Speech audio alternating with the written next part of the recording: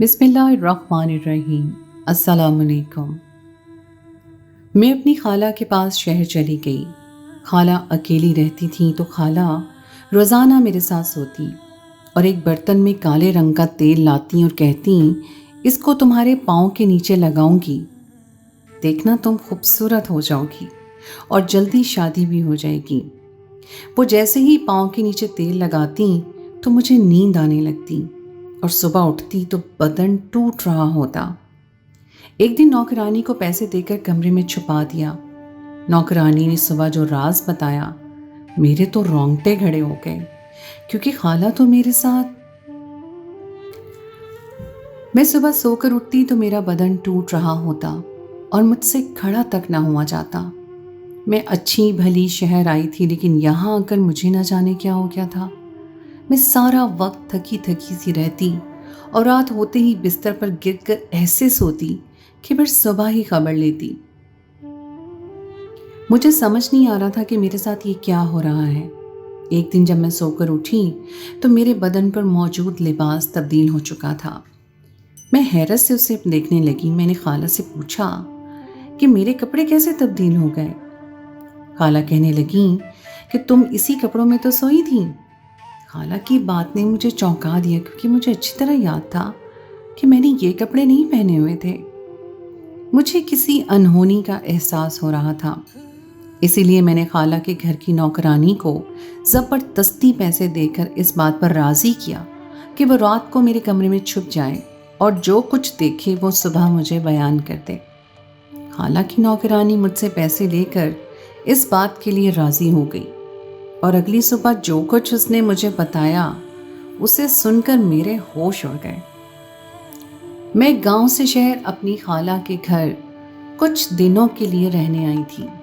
मुझे हमेशा से ही शहर देखने का बहुत शौक था और मेरी खाला शादी होकर शहर आई थी।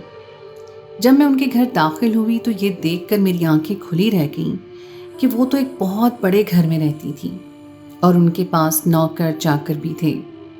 मुझे देखकर वो बहुत खुश हुई और अपने सीने से लगा लिया और प्यार करके कहने लगी, तुम तो हूबहू अपनी माँ जैसी हो। बहुत सालों से वो गांव नहीं आई थी और ना ही हमारी उनसे मुलाकात हुई थी। अब इतने अरसे के बाद मुझे देखकर वो खुशी से खिल उठी। खाला की कोई औलाद भी नहीं थी, इसलिए वो मेरे आने पर और भी ज़्यादा खुश थी। वो कहने लगी कि तुम्हारे आने से मेरे घर में रौनक आ जाएगी। मैं भी उनसे मिलकर बहुत खुश थी और शहर आने की खुशी में मुझे अपनी जगह कायम थी। मेरी शादी में 2 महीने बाकी थी और मैं चाहती थी कि शादी से पहले एक दफ़ा शहर देख लूं, क्योंकि मैं शादी होकर एक गांव से दूसरे गांव जाने वाली थी और इसीलिए मेरी माँ ने मुझे खाला के घर भेज दिया था। खाला का घर इतना बड़ा था कि मैंने आज तक गांव में वडेरों की हवेली के अलावा किसी का इतना बड़ा घर नहीं देखा था। वो अकेली रहती थीं क्योंकि उनका शौहर बाहर के मुल्क होते थे। खाला मेरा बहुत ज़्यादा ख्याल रख रही थी और मुझे यहाँ कोई परेशानी नहीं थी। मैंने शहर की सैर भी शुरू कर दी थी। उनके पास एक गाड़ी और ड्राइवर भी मौजूद था। मुझे शहर आए एक दिन गुजर रहा था कि जब मैं और खाला सुबह से लेकर रात तक सारा शहर घूमते रहे। मुझे तो इतना ज़्यादा घूमने फिरने की आदत नहीं थी और शहर की फ़िज़ा गांव से इतनी मुख्तलिफ थी कि मैं पूरी तरह थक गई थी। मैं गांव की खुली फ़िज़ा में परवान चढ़ी थी, जहां गाड़ियों का धुआं ना होने के बराबर था, और यहाँ शहर आकर तो मुझे सांस लेने में भी बड़ी दुश्वारी हो रही थी। मैंने और उन्होंने मिलकर रात का खाना खाया। वो मुझसे गांव के बारे में बहुत सी बातें पूछ रही थीं। मैंने उनसे कहा कि आप भी मेरी शादी पर गांव ज़रूर आइएगा। वो मुस्कुराकर कहने लगी कि वो ज़रूर आएंगी। उन्हें भी गांव की बड़ी याद आती है और अपनों की भी बहुत याद आती है। गांव के पुराने पुराने किस्से सुना रही थी और मैं उनकी बातों पर खुश हो रही थी। मुझे अकेले में सोने में खौफ आ रहा था, इसलिए खाला मेरे ही कमरे में सो गई और कहने लगी, मैं भी अकेली ही सोती हूँ, हम दोनों एक साथ सो जाते हैं। वो एक काला सा तेल लेकर आई थी और वो काला सा तेल वो मेरे पैरों के तलवों में लगाने लगी और कहने लगी कि इससे पैरों का दर्द खत्म हो जाता है। हमें फिर से कल शहर घूमने के लिए निकलना है, इसलिए तुम ये तेल लगवाकर आराम से सो जाओ। ताकि हम कल फिर से घूमने जा सकें। मुझे अच्छा नहीं लग रहा था कि मैं खाला से अपने पैरों में तेल लगवाऊं, लेकिन वो इतनी मोहब्बत और मान से मेरे पैरों पे तेल लगा रही थी कि मैं उन्हें मना नहीं कर सकी। और मुझे तेल लगाए कुछ ही देर गुजरी थी कि ऐसी सुकून की नींद लगी कि कुछ खबर ही ना हुई। सुबह जब मेरी आंख खुली तो खाला मेरे साथ सो रही थी। मैं बिस्तर से उठ बैठी, लेकिन मेरे सारे जिस्म में बहुत ज़्यादा दर्द हो रहा था। ऐसा लग रहा था जैसे मेरा पूरा जिस्म टूट रहा हो। मुझे लगा कि शायद मुझे शहर की फ़िज़ा रास नहीं आई। जब वो उठी तो मैंने उन्हें अपनी हालत के बारे में कुछ ना बताया कि कहीं वो परेशान ना हो जाएं। वो कहने लगी, चलो मैं तुम्हें आज ख़रीदारी करवाती हूँ, तुम अपनी शादी के लिए शहर से कुछ कपड़े ख़रीद लो। खाला की बात सुनकर मैं इतनी खुश हुई कि सारा दर्द भूल गई और फौरन ही बाजार जाने के लिए तैयार हो गई। नाश्ता करके मैं और खाला ड्राइवर के साथ निकल पड़े और खाला मुझे एक से एक बड़ी मार्केट में ले गई और बहुत बड़े बड़े ब्रांड्स के कपड़े दिलवाए। मैं तो इतनी बड़ी बड़ी शीशे वाली दुकानों को देखकर हैरान रह गई थी। गांव में तो हर 6 महीने के बाद मेला लगता था और हम वहीं से कपड़े खरीदते थे। वो मुझे बता रही थी कि ये शॉपिंग मॉल है और यहाँ पर हर वक्त हर तरह का सामान मिलता है। मैं आंखें फाड़ फाड़ कर शॉपिंग मॉल देख रही थी, जहाँ ठंडा करने वाली मशीनों ने इतनी ठंडक कर दी थी कि बाहर की गर्मी का एहसास ही नहीं हो रहा था। उनकी गाड़ी में भी यही मशीन मौजूद थी। मैं तो जिंदगी भर गांव के ट्रक ट्रॉली देखने आई थी। मेरे लिए गाड़ियाँ, घर, शॉपिंग मॉल सब कुछ बहुत ही हसीन और नया था। वो भी मुझे इतनी मोहब्बत दे रही थी कि ऐसा मेरे शहर आने की ख्वाहिश भी खाला की वजह से ही पूरी हो रही थी। अम्मा तो मुझे कभी शहर ना भेजती, लेकिन खाला ने अम्मा पर बहुत जोर दिया था कि शादी से पहले एक दफ़ा मारूफ को शहर भेज दो, बच्ची के अरमान पूरे हो जाएंगे। और खाला के इसरार पर अम्मा ने मुझे भेज दिया। खाला के पास पैसों की कोई कमी नहीं थी, इसलिए उन्होंने मुझे एक ही दिन में इतनी सारी खरीदारी करवा दी थी कि मैं हैरान रह गई थी। मैंने उनसे कहा भी था कि ये सब बहुत ज़्यादा है, अम्मा मुझे गुस्सा करेंगी, लेकिन वो कहने लगी कि तुम्हारा हक बनता है, तुम पहली दफ़ा मेरे पास शहर आई हो, मैं कैसे तुम्हें खाली हाथ जाने दे सकती हूँ। सुबह के निकले हम दोनों रात को घर लौटे और खाना खाते ही सोने के लिए लेटने लगे तो वो मेरे पैरों पे फिर से तेल की मालिश करने लगी। मैंने उनसे कहा कि अच्छा नहीं लगता, आप रहने दीजिए। वो मुस्कुराकर कहने लगी कि तुम थोड़े ही दिनों की मेहमान हो और तुम्हारे आने की वजह से मेरा दिल लग गया है ना, मैं सारा दिन अकेली में पड़ी रहती हूँ। मुझे तुम्हारा ख्याल रखना बहुत अच्छा लगता है, इसलिए तुम मुझे ना रोको। मैंने फ़ौरन ही खाला के माथे को चूम लिया, जो मुझे बिल्कुल मेरी माँ जैसी ही लग रही थी। तेल लगाने के बाद वो मेरे साथ ही लेट गई और मुझसे बातें करने लगी। उनसे बातें करते करते ना जाने मुझे कब नींद लग गई और फिर मेरी आंख सुबह ही खुली। मुझे शहर आए 3-4 दिन हो गए थे, लेकिन मेरी थकन कम नहीं हो रही थी। मैं बहुत ज़्यादा परेशान हो गई थी क्योंकि मैंने आज तक कभी इतनी थकन महसूस नहीं की थी। मुझे ऐसा लग रहा था जैसे मेरे लिए आंखें खोलना मुश्किल हो गया है। मुझे सारा वक्त नींद आने लगी थी, जबकि गांव में तो मैं मुर्गी की बांग के साथ ही उठ जाती और दिन भर काम काज करने के बाद रात को ही सोने के लिए लेटती। शहर आकर मुझे आराम ही आराम मिला था। उनके घर काम करने के लिए नौकर मौजूद थे और मैं सारा वक्त या तो खाला के साथ घूमती या फिर आराम करती। मैं ये समझ रही थी कि यहाँ तो बहुत ज़्यादा आराम करने की वजह से मुझे सुस्ती आ रही है, या फिर शहर की हवा मुझे रास नहीं आई। मैं 15 दिन के लिए शहर आई थी और 1 हफ्ता गुजर चुका था। इस 1 हफ्ते में खाला ने मुझे तकरीबन सारा ही शहर घुमा दिया था। अपनी तबीयत की वजह से मैं सोच रही थी कि जल्दी वापस गांव चली जाऊं, लेकिन उन्होंने ज़बरदस्ती मुझे रोक लिया और कहने लगी कि तुमने कौन सा बार बार शहर आना है, अभी आई हो तो कुछ वक्त ठहर जाओ। उनकी मोहब्बत के आगे मैं हार गई और जाने का इरादा मुलतवी करके रुक गई। गांव से बार बार अम्मा का फ़ोन भी आता और वो मेरी खैर खैरियत करती। दिन बहुत अच्छे गुजर रहे थे जब एक दिन मैं सोकर उठी तो ये देखकर मेरी आंखें हैरत से फैल गईं कि मेरे पूरे जिस्म में मौजूद लिबास बदला हुआ था। पास सोई हुई खाला को जगाकर मैंने हैरत से पूछा कि ये मेरा लिबास कैसे बदल गया है। तो उन्होंने लाइल्मी का इजहार करते हुए कहा, तुम तो यही लिबास पहनकर सोई थी। उनकी बात ने मुझे कुछ हैरान कर दिया, क्योंकि मुझे बहुत अच्छे से याद था कि मैं सोने से पहले अपना लाल रंग का जोड़ा पहने हुई थी, जो मुझे मेरी ससुराल से तोहफे में मिला था। और वो जोड़ा मुझे बहुत पसंद था कि मैं बार बार वही पहनती रहती। रात भी मुझे अपने मंगेतर अफजल की याद आ रही थी, तो मैंने वही जोड़ा पहन लिया था। अफजल को भी मुझ पर वो जोड़ा बहुत अच्छा लगता था, इसलिए मैं किसी सूरत हालांकि इस बात पर एतबार नहीं कर सकती थी। मैं खामोशी से उठकर कमरे से बाहर निकल आई थी और खाला दोबारा सो गई थी। मेरे अंदर एक बेचैनी ने जन्म लिया था। मैं सोच रही थी कि ये कैसे मुमकिन है कि रात को सोते सोते मेरा जोड़ा बदल जाए।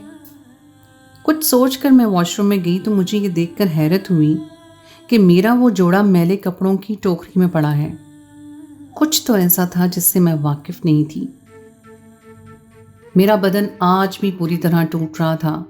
अभी मेरे गांव जाने में 6 दिन और बाकी थे और अब मुझे यहाँ रहना बहुत मुश्किल लग रहा था। उनके घर तमाम नौकर रात को होते थे, अपने क्वार्टर्स में चले जाते और सुबह सवेरे वापस आते। मैं बावर्ची खाने में गई तो वहाँ पर खाला की नौकरानी रशीदा नाश्ते की तैयारी में मसरूफ़ थी। मुझे देखकर कहने लगी कि बीबी जी, आपके लिए नाश्ता लगा दूँ?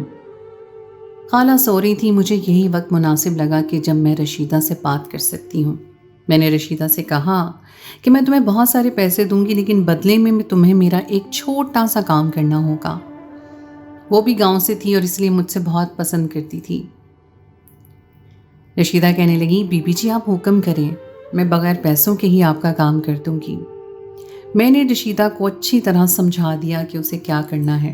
पहले तो वो बहुत ज़्यादा हिचकिचाई, लेकिन फिर मान गई। मैंने उसके हाथ में हजार के 5 नोट रख दिए। ये पैसे मुझे अफजल ने शहर आने से पहले दिए थे। वो मुझसे बहुत प्यार करता था और अक्सर मुझसे मिलने आया करता था। जब उसे पता चला कि मैं शहर घूमने के लिए जा रही हूँ तो मुझे जाते जाते कुछ पैसे दे गया कि मैं शहर से अपने लिए कुछ खरीद के ले आऊँ। लेकिन शहर आने के बाद मुझे पैसों की ज़रूरत ही नहीं पड़ी थी।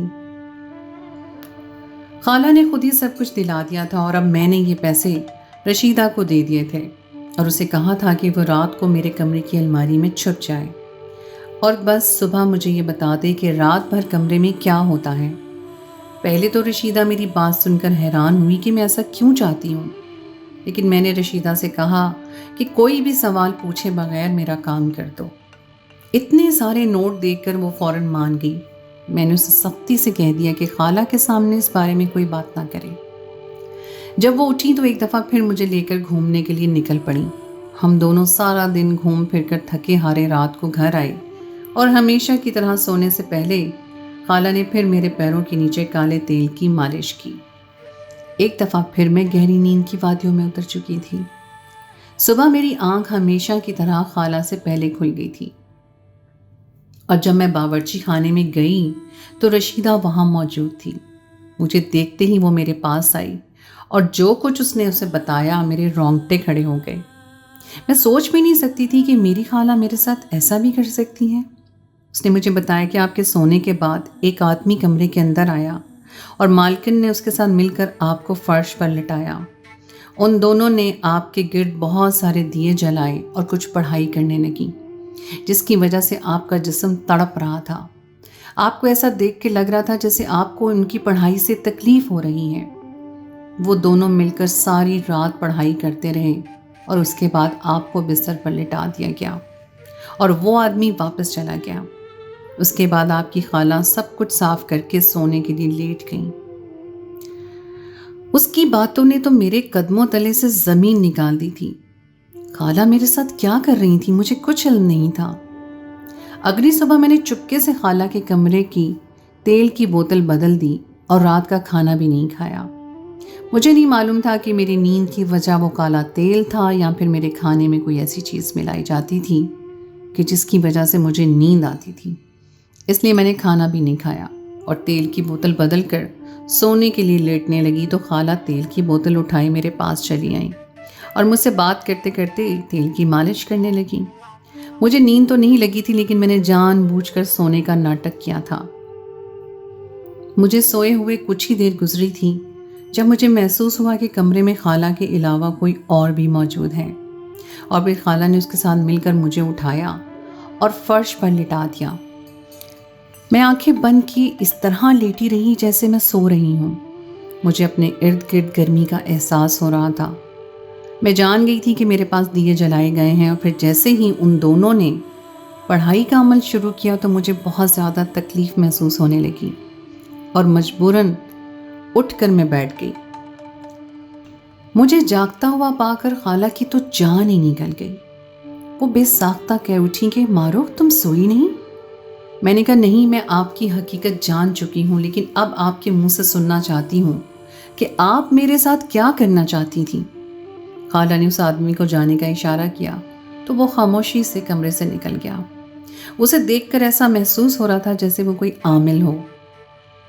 میں نے خالہ سے کہا کہ اب آپ مجھے ساری حقیقت بتا دیں۔ پہلے تو خالہ کچھ دیر تک خاموش رہیں، اور پھر کہنے لگیں کہ ابا نے میری شادی یہ سوچ کر شہر میں کی تھی کہ مجھے گاؤں کی مشقت بھری زندگی سے چھٹکارا نصیب ہو جائے اور میں اپنے گھر میں خوش رہوں گی۔ جب میں شادی ہو کر شہر آئی تو مجھے پتہ چلا کہ میرا کام کاج نہیں کرتا میاں، اور اسی لیے اس کی شہر میں شادی نہیں ہو سکی تھی، تو وہ مجھے گاؤں سے بیاہ کر لایا تھا۔ اسے لگا تھا کہ میں گاؤں کی سیدھی سادھی لڑکی ہوں گی جو اس کی بے روزگاری میں بھی اس کا ساتھ دوں گی، لیکن میں جانتی تھی کہ وہ بے روزگار نہیں، نکما ہے۔ اس لیے میں نے اس کا ساتھ دینے کے بجائے اس پر نوکری کرنے کے لیے دباؤ ڈالا۔ ہماری شادی کو 1 سال گزر گیا تھا۔ ایک دن وہ مجھے کہنے لگا کہ اسے دبئی میں ایک اچھی نوکری مل گئی ہے، لیکن باہر جانے کے لیے اسے پیسہ خود لگانا ہوگا۔ خالہ کی آنکھوں سے آنسو بہنے لگے تھے۔ وہ کہہ رہی تھیں کہ اس نے بہت مستقبل کے سہانے خواب دکھائے تھے کہ پہلے وہ خود دبئی جا کر نوکری کرے گا، پھر وہ مجھے بھی اپنے پاس بلا لے گا۔ میں نے ساری جمع پونجی اس پر لٹا کر اسے دبئی بھیج دیا۔ مجھے کیا علم تھا کہ میں نے خود اپنے ہاتھوں اپنی بربادی کا سامان کر لیا ہے۔ تمہارے خالو آج سے 9 سال پہلے پردیس گئے تھے، اور ان 9 سالوں میں وہ لوٹ کر نہ آئے۔ مجھے باقاعدگی سے پیسے بھیجتے رہے، لیکن جب بھی میں ان سے واپس آنے کا کہتی تو وہ ٹال جاتے۔ بہت دفعہ میں نے ان سے کہا کہ وہ مجھے اپنے پاس بلا لیں، لیکن وہ ہمیشہ یہی کہتے رہے کہ یہ ناممکن ہے۔ اور پھر مجھے ان کے ایک دوست کے ذریعے پتہ چلا کہ وہاں انہوں نے شادی کر لی ہے، اور وہاں وہ ایک اچھی زندگی گزار رہے ہیں۔ مجھے ہر مہینے باقاعدگی سے پیسے بھیج کر وہ میری طرف سے مطمئن ہو جایا کرتے تھے، اور میں ان کے بغیر ایک کانٹوں بھری زندگی گزار رہی تھی۔ میں نے کبھی پیسوں کی لالچ نہیں کی تھی، میں بس یہی چاہتی تھی کہ میرا شوہر نوکری کرے اور میرے ساتھ رہے۔ میں نے جب بھی گاؤں پلٹ کر واپس آنا چاہا تو یہ سوچ کر نہ آ سکی کہ اب میرا وہاں تھا ہی کون۔ اماں ابا کا انتقال ہو گیا تھا، اور تمہاری اماں بھی اپنے گھرداری میں مصروف تھی، اور گاؤں میں عورتوں کا اپنے شوہر سے الگ ہونا ویسے بھی بہت معیوب سمجھا جاتا ہے۔ پھر مجھے اپنے دوست کے ذریعے اس عامل کا پتہ چلا، اور جب میں وہاں گئی تو عامل بابا نے کہا کہ 1 مہینے کے عمل سے میرا شوہر واپس گھر آ جائے گا، لیکن اس کے لیے ایک جوان اور کنواری لڑکی کی ضرورت ہوگی جس کے جسم پر عمل کیا جائے گا۔ پھر مجھے پتہ چلا کہ تمہیں شہر گھومنے کی خواہش ہے اور تمہاری شادی ہونے والی ہے، تو میں نے تمہاری ماں پر زور ڈالا کہ وہ تمہیں تھوڑے دنوں کے لیے شہر بھیج دے۔ میں تمہارے ساتھ کچھ غلط نہیں کرنا چاہتی تھی، مجھے بس اپنے شوہر کو واپس بلانا تھا تاکہ میں دوسری عورتوں کی طرح ایک نارمل زندگی گزار سکوں۔ یہ آسائشیں، یہ پیسہ میرے کس کام کا جب تک میرا شوہر ہی میرے پاس نہیں ہے؟ یہ سب کچھ میں نے ان پیسوں سے ہی خریدا ہے جو میرا شوہر میرے لیے بھیجتا ہے، لیکن اب مجھے اس کی کوئی خواہش نہیں۔ اس لیے جب تم یہاں آئیں تو میں نے عامل کے ساتھ مل کر تم پر عمل شروع کر دیا، لیکن کل رات تم پر عمل کرتے وقت مجھ سے غلطی سے تمہارے کپڑوں پر تیل گر گیا تھا، جس کی وجہ سے مجھے تمہارے کپڑے تبدیل کرنے پڑے، اور شاید اسی وجہ سے تمہیں اندازہ ہو گیا کہ میں تمہارے ساتھ کچھ کر رہی ہوں۔ خالہ نے میرے آگے اپنے ہاتھ جوڑ دیے اور کہنے لگیں کہ وہ مجھ سے بہت محبت کرتی ہیں، لیکن اپنے شوہر کو واپس پانے کے لیے وہ میرے ساتھ یہ سب کر بیٹھی۔ مجھے اپنی خالہ کی حالت پر رحم آ رہا تھا۔ واقعی وہ اکیلی پتہ نہیں کتنے سالوں سے نہ جانے کیسے زندگی گزار رہی تھیں۔ میں نے خالہ سے کہا کہ اس سب عمل کا کوئی فائدہ نہیں ہے، کیونکہ جو شخص آپ کے ساتھ وفادار نہیں ہے وہ اگلی دفعہ بھی آپ کو دھوکہ دے گا۔ اگر آپ ابھی یہ عمل پورا کر کے اپنے شوہر کو واپس بلوا بھی لیں گی تو وہ ایک دفعہ پھر آپ کو دھوکہ دے کر چلا جائے گا۔ آپ نے اپنی زندگی کے بہت سے قیمتی سال ایک ایسے شخص کے ساتھ برباد کر دیے جو آپ کے قابل ہی نہیں تھا۔ میں نے خالہ سے کہا کہ ضروری تو نہیں کہ ہر شادی کامیاب ہو۔ اگر کبھی آپ کو انسان کے بجائے کوئی جانور مل جائے تو اسے چھوڑ دینا ہی مناسب ہوتا ہے۔ آپ نے اپنی جوانی کے اتنے قیمتی سال صرف اس لیے برباد کر دیے ہیں کیونکہ آپ کو لگتا ہے کہ لوگ اس بات کو معیوب سمجھیں گے، جبکہ آپ کو اپنی زندگی کا ہر فیصلہ کرنے کا پورا حق ہے۔ بہتر یہ ہے کہ آپ اپنی ناکام شادی شدہ زندگی کو قبول کر کے آگے بڑھنے کا فیصلہ کریں۔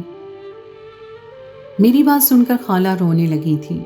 میں نے خالہ سے کہا کہ آپ ابھی اور اسی وقت اپنے شوہر کو فون کر کے کہیں کہ وہ آپ کو اس نام نہاد رشتے سے آزاد کر دے اور آپ میرے ساتھ واپس گاؤں چلیں۔ خالہ نے جب فون پر خالو سے یہ مطالبہ کیا تو انہوں نے فوراً ہی خالہ کو آزاد کر دیا۔ شاید وہ یہی چاہتے تھے کہ خالہ سے ان کی جان چھوٹ جائے۔ انہوں نے خالہ سے کہا تھا کہ وہ یہاں پر موجود تمام چیزیں خود رکھ لیں اور خالو اب پلٹ کر کبھی واپس نہیں آئیں گے، کیونکہ انہوں نے دبئی میں بہت امیر عورت سے شادی کر لی تھی اور انہیں واپس آنے کی کوئی ضرورت نہیں تھی۔ میں نے خالہ کا ہاتھ پکڑ کر انہیں اپنے ساتھ واپس گاؤں لے جانے کو کہا۔ خالہ کی عدت پوری ہوتے ہی اماں نے گاؤں میں ہی ایک آدمی سے ان کی شادی کروا دی، جس کی بیوی کا بہت پہلے انتقال ہو گیا تھا۔ کچھ ہی مہینوں میں خالہ کو خدا نے خوشخبری سے بھی نواز دیا تھا۔ ہر شادی ہی کامیاب ہو یہ ضروری تو نہیں، کبھی کبھی کچھ رشتے اس قابل نہیں ہوتے کہ ہم انہیں نبھانے کی کوشش کریں۔ اپنی بیٹیوں کی شادی کے وقت ہمیں انہیں یہ سکھانا چاہیے کہ اگر غلطی سے زندگی کا ساتھی انسان نہ ہو بلکہ جانور نکل آئے تو تمہارے لیے تمہارے ماں باپ کا در کھلا ہے۔ جب ہم یہ سیکھ دینا شروع کر دیں گے تو ہماری بیٹیاں برباد ہونے سے بچ جائیں گی، اور ایسی بہت سی لڑکیاں جو ناکام شادی کی وجہ سے خودکشی کرتی ہیں ان کی زندگی بھی آباد رہے گی۔ تو دوستو، یہ تھی میری آج کی کہانی۔ امید ہے آپ کو آج کی کہانی پسند آئی ہوگی۔ کہانی اچھی لگے تو اسے لائک ضرور کیجیے، اپنے دوستوں کے ساتھ شیئر کیجیے، اور اگر آپ نے ابھی تک میرے چینل کو سبسکرائب نہیں کیا تو اسے فوراً کر لیجیے۔ اگلی کہانی تک کے لیے مجھے دیجیے اجازت۔ خدائے پیمان۔